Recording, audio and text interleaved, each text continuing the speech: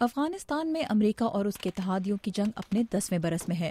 ملک میں سیکیورٹی کی صورتحال بہتر بنانے کے لیے افغانستان میں طالبان کے خلاف کامیابی پر زور دیا جا رہا ہے، لیکن واشنگٹن میں ماہرین کا کہنا ہے کہ طویل مدت میں نہ صرف طالبان بلکہ بہت سے مختلف مسلح گروپ بھی جو ہتھیار نہیں چھوڑنا چاہتے افغانستان کے استحکام کے لیے خطرہ ہیں۔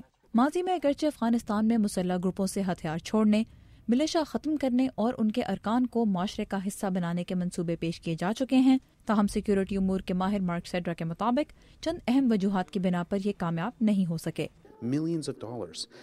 ہم نے انہیں کم وقت میں مکمل کرنے کی کوشش کی اور درست وسائل کا استعمال نہیں کیا۔ افغان حکومت اور بعض امدادی ممالک کی بھی ان منصوبوں میں دلچسپی نہیں تھی۔ اگر ہم یہ منصوبے درست طریقے سے مکمل نہیں کر سکتے تو بہتر ہے کہ ان پر عمل کا آغاز ہی نہ کیا جائے۔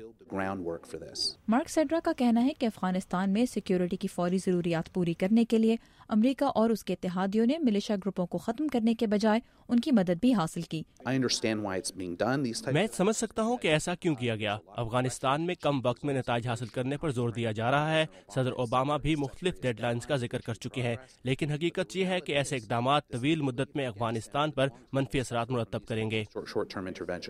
افغانستان سے غیر ملکی فوج کے انخلاء کے لیے ضروری ہے کہ افغان فوج اور پولیس ملک میں سیکیورٹی کی باغ ڈور سنبھال سکیں۔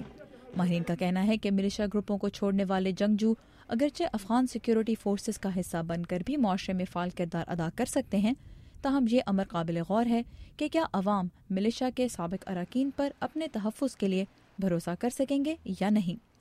اس کے علاوہ واشنگٹن کے تحقیقی ادارے یونائیٹڈ اسٹیٹ انسٹی ٹیوٹ آف پیس کی ڈاکٹر کیرولائن ہرٹزل کہتی ہیں کہ افغانستان میں استحکام کے لیے صرف سیکیورٹی اہلکاروں کی تعداد میں اضافہ ہی کافی نہیں۔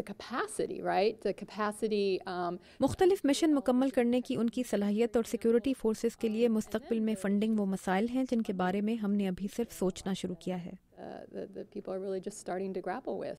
ڈاکٹر ہرٹزل کے مطابق افغانستان میں عوام کے تحفظ کے لیے انصاف کی فراہمی کو یقینی بنانا بھی اہم ہے، جس کے لیے سیکیورٹی فورسز کے ساتھ ساتھ عدلیہ کے ہاتھ مضبوط کرنا بھی ضروری ہے۔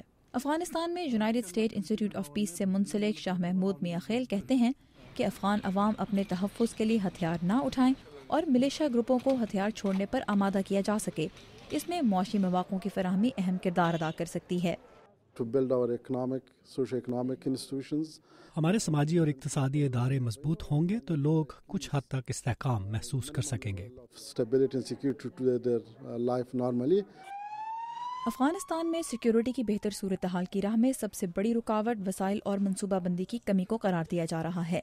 دیکھنا یہ ہے کہ ایک ایسے وقت میں جب امریکہ اور اس کے اتحادی ممالک میں افغان جنگ کے لیے حمایت کم ہوتی جا رہی ہے اور عالمی معیشت مشکلات کا شکار ہے، افغان پولیس اور فوج کو مضبوط بنانے کے لیے عالمی برادری سے امداد کی توقع کب تک حقیقت پسندانہ ہوگی۔